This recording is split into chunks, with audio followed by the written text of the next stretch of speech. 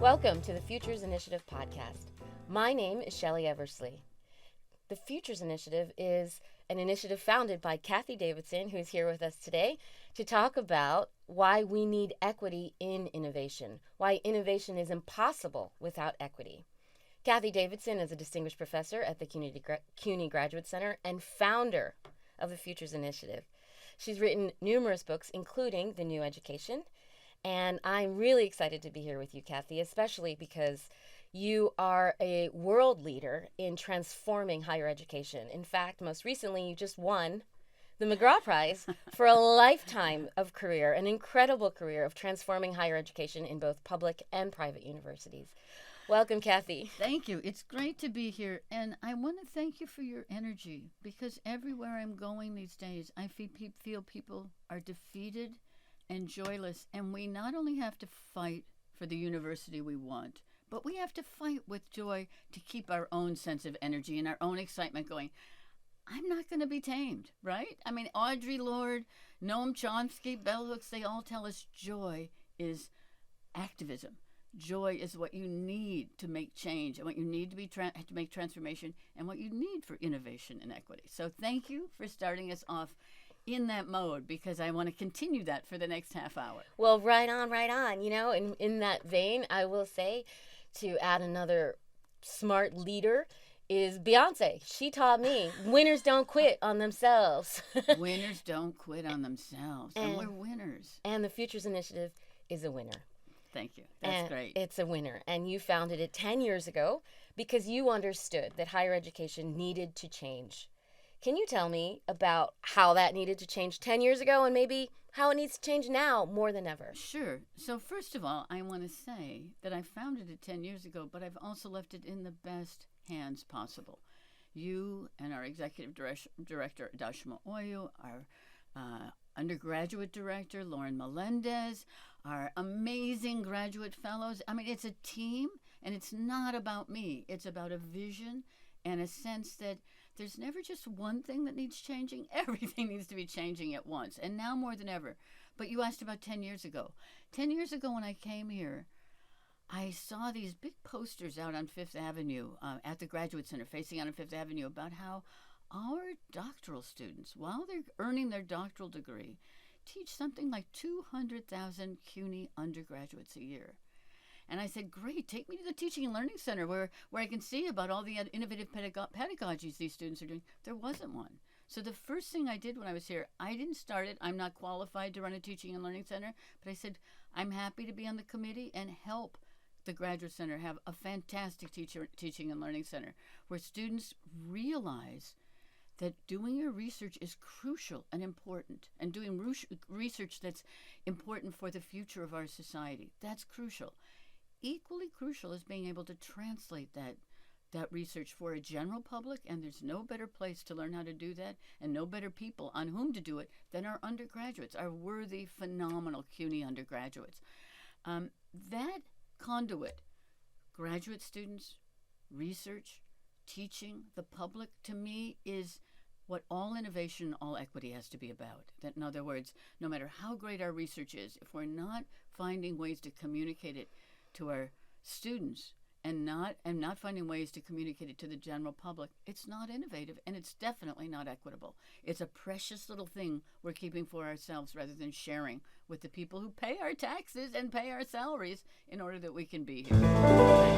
So how do we transform higher education with equity? The first thing we have to do, and I learned this actually, I got this formulation from Brene Brown, the world-famous popular advice book writer, who's also a professor of social work at the University of Houston.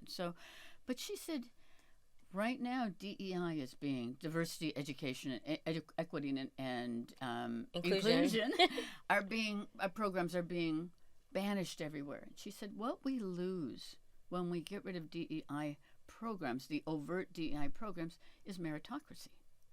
She said, because right now we're in an unequal society where people get promoted because they went to the right prep school. They had the right tutors who taught them how to do SAT scores. What you have with DEI is attention to people who are truly, truly meritorious, who truly are excellent without all the supports that our society gives them. So I think that's really important. So she said, because DEI is being taken away from us now, we have to be more conscious than ever of who's invisible, who's being excluded simply by being part of a society. The figure I've read recently is that 40% of people at our so-called top tier private and public institutions have gone to private school. Nationally, 7% have. So you're already talking about a population that's been primed for higher education. Is that really a meritocracy? Or is that you got lucky and you got born to some rich parents who cared enough and had enough disposable income to concentrate on getting you into the right college? Yeah. So equity is, to me, is paying attention to those truly brilliant, wonderful, excellent students who weren't fortunate enough to be born with parents who were rich enough to pay for private school education or tutors or all the things that are needed to get to a top-tier university. Yeah, that's why I love working at CUNY and why we talk about education for the public good and why we can even think about public universities more broadly, where they create an opportunity for anyone, regardless of their class background, to be able to have access to an excellent education. And when I think about that, I think about what you were saying before about teaching, about making sure that the graduate students here at the City University of New York, who do the bulk of teaching across the 5 boroughs of Manhattan, so that they have the sort of tools they need to teach and empower the next generation of leaders. Yesterday I was I'm a visiting scholar this semester at the Institute for Advanced Study, the Einstein Institute, 1 Einstein Drive, Princeton, New Jersey. Can't get more elite than that. And I feel so honored to be there. I'm with the most brilliant people in the world. I'm in an AI study group with people who actually helped write the United Nations policy on rights and responsibilities for artificial intelligence. So this isn't just people blowing off about what we think about AI. These are people who really understand it. It's very exciting.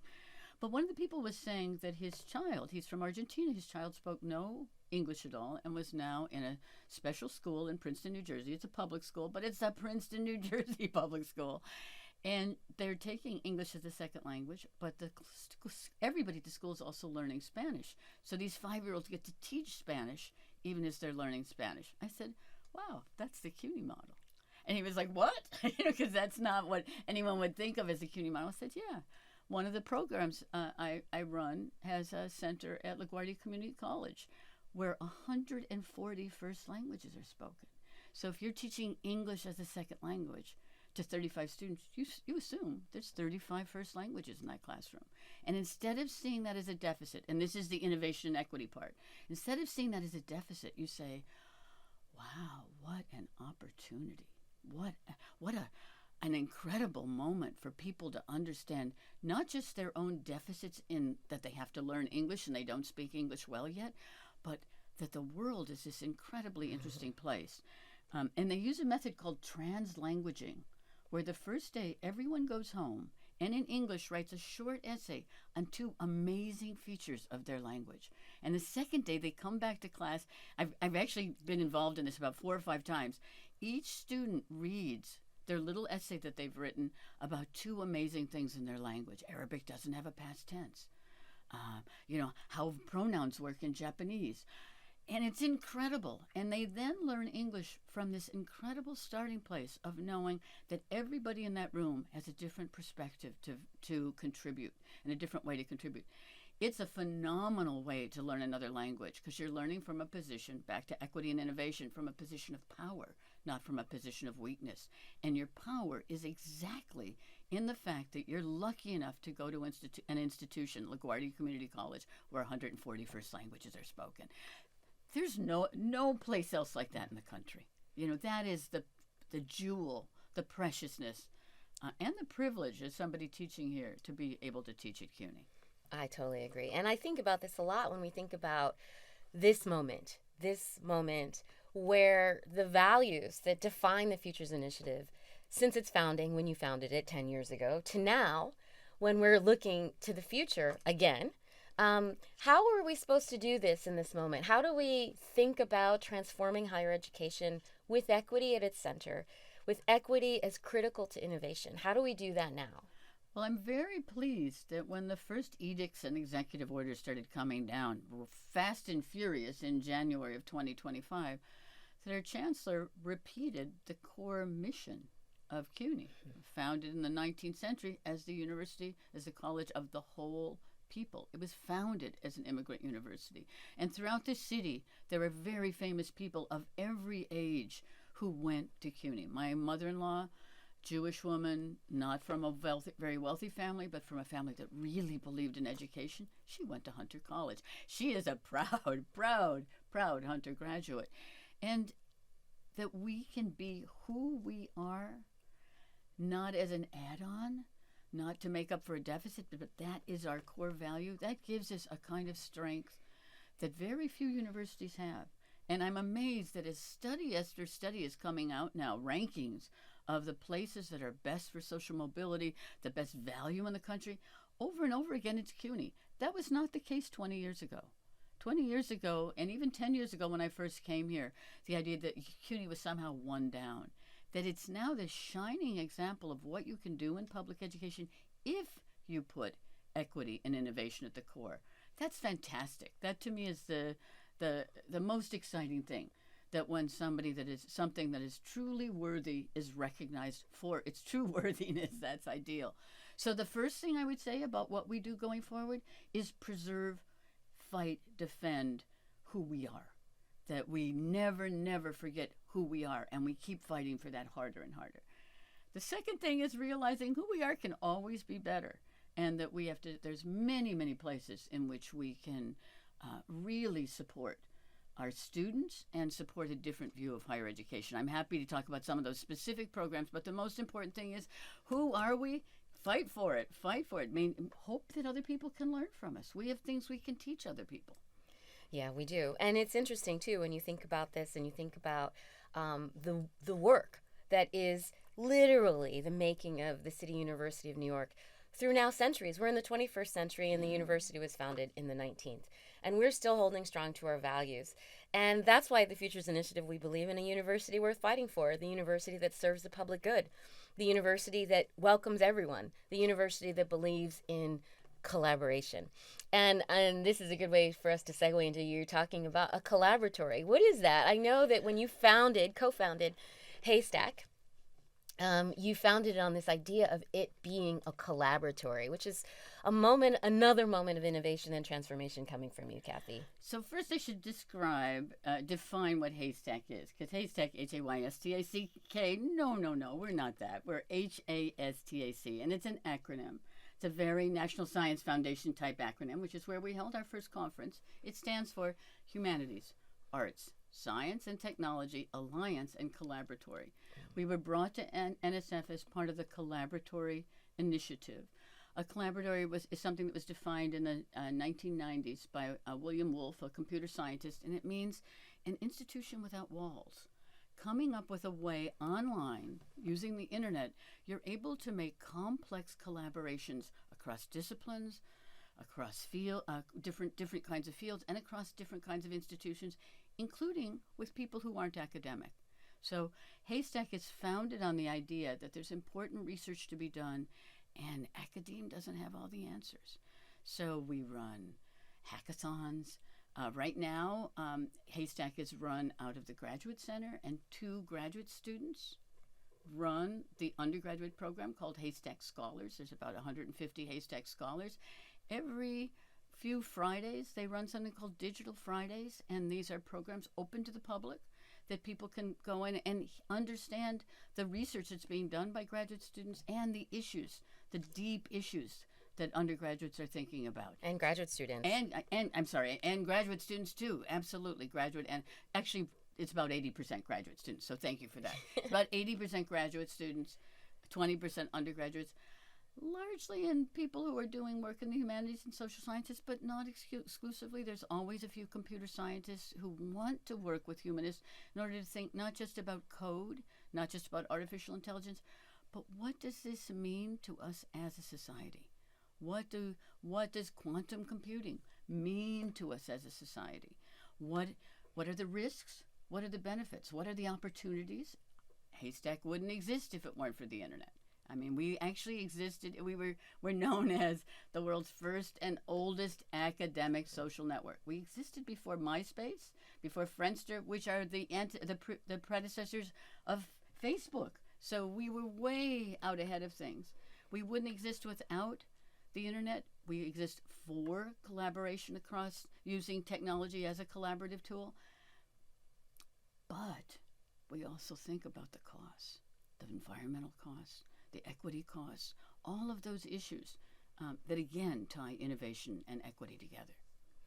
Yeah. It's something to really kind of dig into, especially I'm thinking about people in their programs, departments, small and large universities who might be tuning in, to think about how they might be able to transform even a little corner of higher education for more equity and more innovation. First thing, join Haystack. That's true. It's free. It's free. Now that is amazing that we've been going on since 2000, and we've been able to raise money through grants and through the largesse of institutions. And we do this. We're now part of something called the Knowledge Commons, which is an incredible collaborative group where several professional associations have the same repository, including that allows us to have webinars online, to interact online, and to have a protective, safe space for our documents. So they can't just be erased. At Knowledge Commons, highly recommend it. And it also gives you a chance to interact. Haystack, anyone who registers to Haystack has to sign on to a certain set of community values, which are basically, we respect all humanity.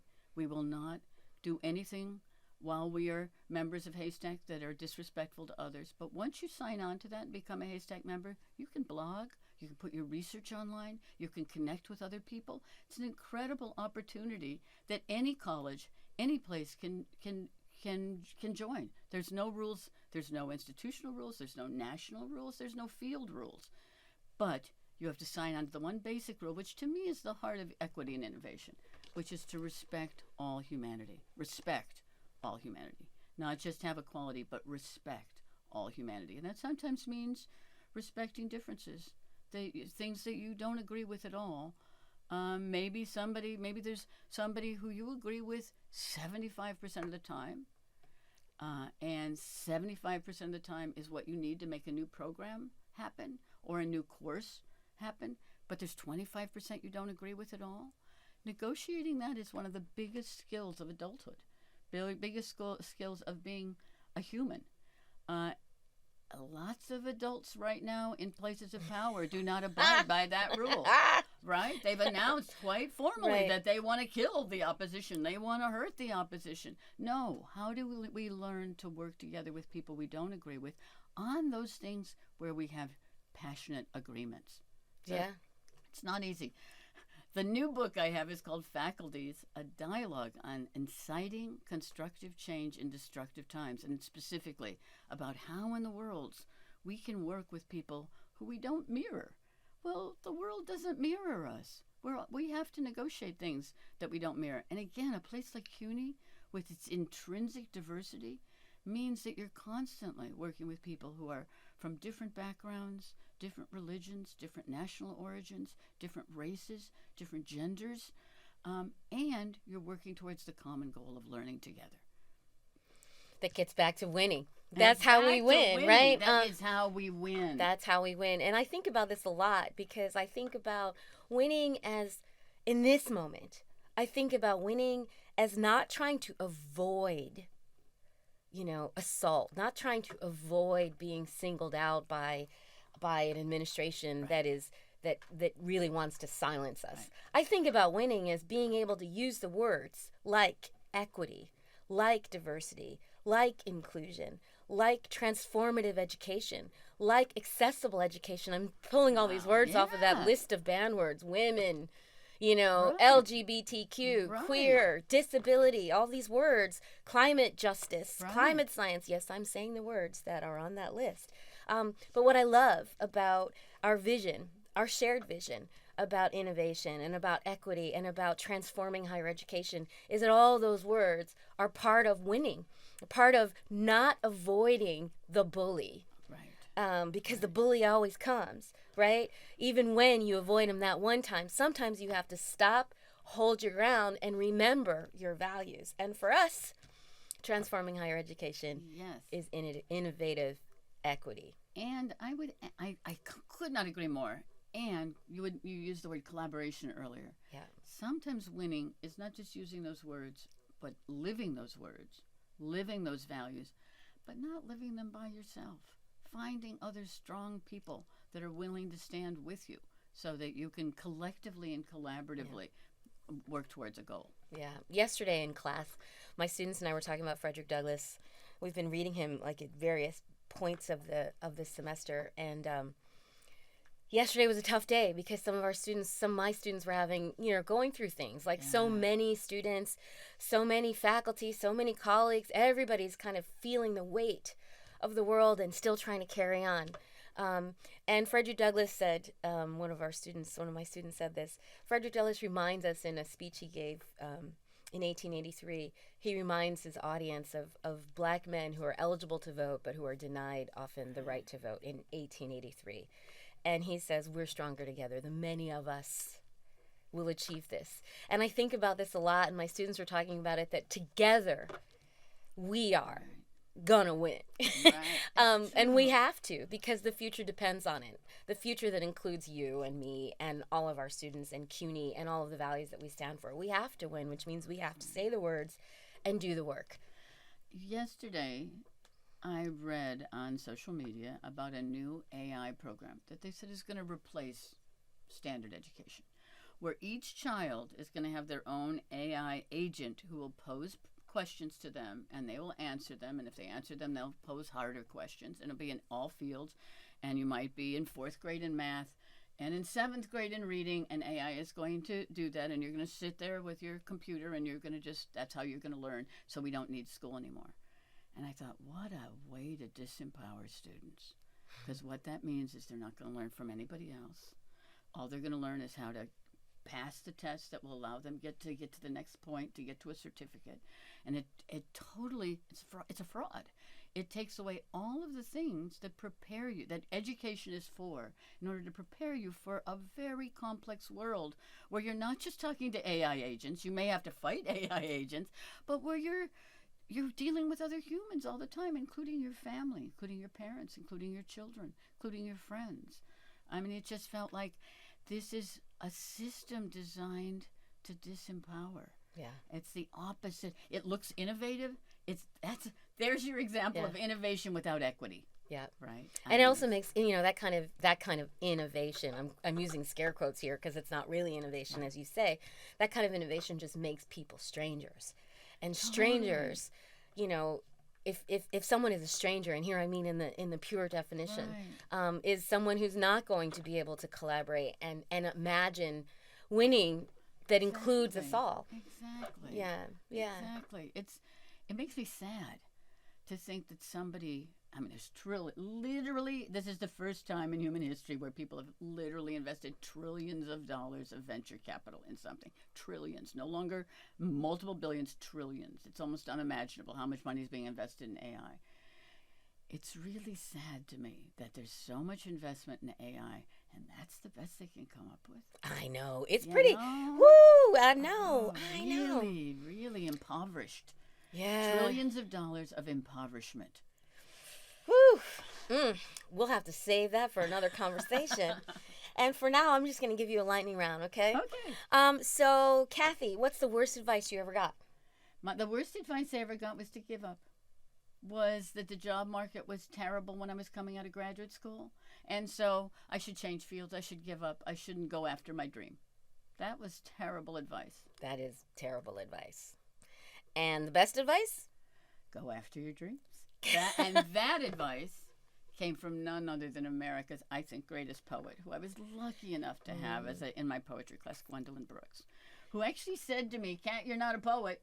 And I said, "I know, I hate writing poetry." And she said, "So why are you writing it? You need to do what you love. Go after what you love. Go after your dream. Fight for it." And that, to me, was the best advice I've ever had. Yeah, I'm just going to pause on that love thing for a second because it's something that I practice in the classroom. And yesterday, like I said, was a tough day for my students. There's just so much going on, and people were really sort of feeling the weight of the world and the weight of their own personal, challenges. And I was like, don't forget to let the love lead you. And we looked around, I was like, just look around this room. And there were students from all races, colors, religions. And when I say that, I mean yarmulkes and burqas. Yes. And I mean people who are practicing and out for various holidays and who are in for holidays. I mean people who speak multiple languages, including Japanese, Chinese, English, Spanish, Haitian Creole, and some languages, African languages, national languages. And it was pretty amazing because they look around, they remember that this is what we do, and this is there every day. And together, I said to them one day, you're gonna graduate, and you're gonna walk down the street, or you're gonna stay in touch, or you're gonna see each other and be like, hey, wow, remember when we took that class? We were in this together. And they'll take that with them in a way that love leads, right? Love leads curiosity. Love is the thing that gets you out of bed when it's hard. Love is the thing that makes us want to fight for the future and for a university worth fighting for and for transformative education.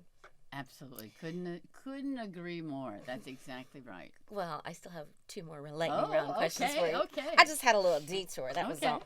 Okay, so my next question is, if you could go back to your graduate student self, what advice would you give yourself? So, first of all, and many people have heard this, and I've written about this several times, I was not a traditional student. I am dyslexic. I hated school. I love learning. I'm back at IIS this semester learning from all these quantum physicists and other people about AI and quantum computing. I love that, but I hate school. So I went through graduate school very, very quickly. I'm glad I did, because if I hadn't gone through so quickly, I probably would never have gotten my degree. If I had to give myself an advice back then, I think I would say, because dyslexia wasn't invented yet. I was already an assistant professor before I went to somebody, a friend took me along with her daughter, to be diagnosed with learning disabilities. And that person said, you are so dyslexic. And that gave me peace. It gave me a sense of, oh, that's what it is.